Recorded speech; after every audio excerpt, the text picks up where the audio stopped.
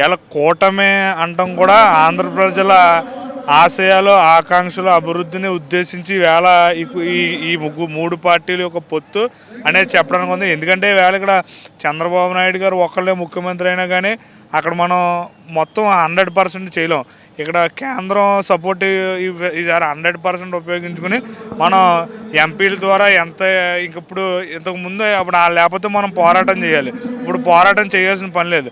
మనకు కావాల్సిన తెలివితేటలుగా మనం లైన్ చేసుకుని మన రాష్ట్రాన్ని మేలు చేకూర్చుకునే పరిస్థితి ఉంటుంది. ముఖ్యంగా ఇవన్నీ ఒక ఎత్తు అయితే ఈ రాష్ట్రంలో యువత మహిళలు చాలా మేరకు నష్టపోయారు. అలాంటి యువత యొక్క ఉద్యోగాలకు కానీ మహిళల యొక్క జీవిత ప్రమాణాలకు కానీ మహిళల యొక్క రక్షణకు కానీ అన్ని విధాలు కూడా ఈ కూటమి ఉపయోగపడుతుందని తెలియజేస్తుంది. ఈ జగన్మోహన్ రెడ్డి సీఎం అయిన తర్వాత ఇసుక ఫ్రీ ఉన్నదాన్ని ఇసుక డబ్బులు అమ్ముకోవడం మొదలుపెట్టాడు. దానివల్ల భవన నిర్మాణ కార్మికులు అనాథలయ్యి వాళ్ళకు పనులు లేక వాళ్ళ జీవితాలు రోడ్డు పాలైనవి. అట్లాగే చెత్త పన్ను విపరీతంగా వేశాడు. కర్ణాటకకి మనకి డీజిల్ మీద 11 రూపాయలు వేరియేషన్ ఉంది. ఆటో వాళ్ళకి సంవత్సరానికి 10,000 రూపాయలు ఇస్తున్నానని ఒక్కొక్క ఆటో అతను రోజుకు 5 లీటర్ల డీజిల్ కాదుస్తాడు. ఆ విధంగా లెక్కేసుకుంటే నెలకి 1,500, సంవత్సరానికి ఒక ఆటో మీద 18,000 రూపాయలు వసూలు చేసుకుంటా 10,000 రూపాయలు ఆటో వాళ్ళకి ఇస్తా.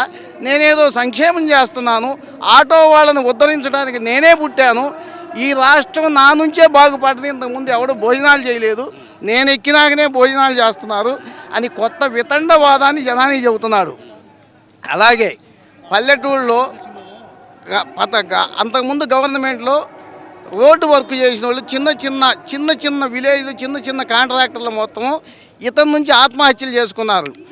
భగవంతుడు అనేవాడు కనుక నిజంగా ఉంటే వాళ్ళ ఉసురు తగిలి ఇతను మొట్టమొదటి ఓడిపోవాలి. ఇతని జీవితం కూడా సర్వనాశనం అయిపోవాలి. ఇంకా రెండోది తీసుకుంటే ఇతను సంక్షేమం అంటున్నాడు, బటన్ నొక్కుతాడు, డబ్బులు పడవు. సిపిఎస్ రద్దు అంటాడు, అది ఎప్పుడో రద్దో తెలియదు. మద్యపాన నిషేధం అన్నాడు. ఊరికి 30 బెల్ట్ షాపులు ఉన్నాయి. మా ఊర్లాంటి దాంట్లో 30 బెల్ట్ షాపులు పెట్టుకొని ఇతను దోచుకుంటున్నాడు. ఇసుక డబ్బులు ఏమవుతున్నాయో తెలియదు, మద్యం డబ్బులు ఏమవుతున్నాయో తెలియదు.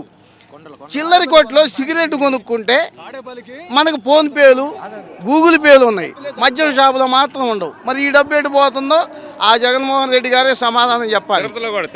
సిమెంట్ ఉంది, భారతీ సిమెంట్. భారతదేశంలోనే భారతీ సిమెంట్ ఉన్నంత రేటు ఇంకే సిమెంట్ కంపెనీ రేటు లేదు. ఒకసారి మీరు అబ్జర్వ్ చేసుకోండి. ఇక మీడియా ఉందంటాడు, నాకు మీడియా లేదంటాడు. నా అంత పేదవాడు ప్రపంచంలోనే లేడంటాడు. పేదలకి ధనికులకి యుద్ధం అంటాడు. సాక్షి పేపర్ ఎవరిదో అతను సమాధానం చెప్పాలి. అట్లానే సాక్షి టీవీ ఎవరిదో అతను చెప్పాలి. భారతీ సిమెంట్ ఎవరిదో అతను చెప్పాలి. ఈ విధంగా దోచుకుంటా పేదలకి పెద్దవాళ్ళకి యుద్ధం అంటాడు. మరి యుద్ధం సిద్ధం అన్నాడు. ఎవడి మీద సిద్ధం అంటే ఇంకొకసారి ఎక్కితే సర్వనాశనం చేయడానికి సిద్ధంగా ఉన్నవా? అలాగే ఇప్పుడు మా పాస్ పుస్తకాల మీద, మా తాతలు మా తండ్రులు మాకు ఇచ్చిన భూముల మీద, మా పట్టాదారు పాస్ పుస్తకం మీద అతను బొమ్మ అంటాడు. ఏమన్నా దాంట్లో మాకు ఒక సెంట్ ఆయన ఫ్రీగా ఇచ్చాడా? మా సొంత భూములు మా తాతలు తండ్రులు సంపాదించినాయి, మా భూముల మీద అతను పాస్ పుస్తకం మీద అతను ఎందుకో నాకు అర్థం కాదు. గవర్నమెంట్ శాశ్వతం. ముఖ్యమంత్రి అనేవాడు ఈరోజు ఒక ఆయన ఉంటాడు, ఇంకొక 5 ఏళ్ళ తర్వాత ఇంకొక ఆయన వస్తాడు. ఆయన ఫోటో వేసుకుంటే ఈ పుస్తకం తర్వాత వచ్చే ముఖ్యమంత్రి పొందిస్తాడా? అలాగే హద్దురాళ్ళ మీద నా బొమ్మ అంటాడు. ఆ పొలం ఏమన్నా అతను ఇచ్చిందా? అతను ఇవ్వమను. మాకు ఒక 2 ఎకరాలు ఇచ్చి అతను పాస్ పుస్తకం మీద, అతను హద్దురాళ్ళ మీద అతను బొమ్మ వేసుకోమని మేము కూడా స్వాగతిస్తాం. ఇటువంటి దుర్మార్గాలు చేసి నాకు 175కు 175 ఎందుకు ఇవ్వదు? నాకు తెలిసి ఈసారి కనుక జగన్మోహన్ రెడ్డి మళ్ళీ సీఎం అయితే జనానికి కింద పైన ఏమీ లేకుండా చేస్తాడు. ఏంది ఇప్పుడు ఉత్తర కొరియా ఉంది. ఉత్తర కొరియా ఎక్కడుందో మాకైతే తెలియదు, కానీ అతని గురించి పుంకాలుగా పుస్తకాల్లో పేపర్లో వస్తున్నాయి.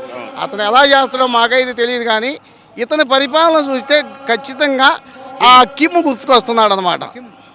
మరి ఇంక ఈ రాష్ట్రాన్ని ఇంకొక సోమాలియానో ఇంకొక జింబాబ్వేనో చేయాలనుకుంటున్నాడా, లేకపోతే ఆంధ్రప్రదేశ్ను అన్నపూర్ణగా ఉంచాలనుకుంటున్నాడా?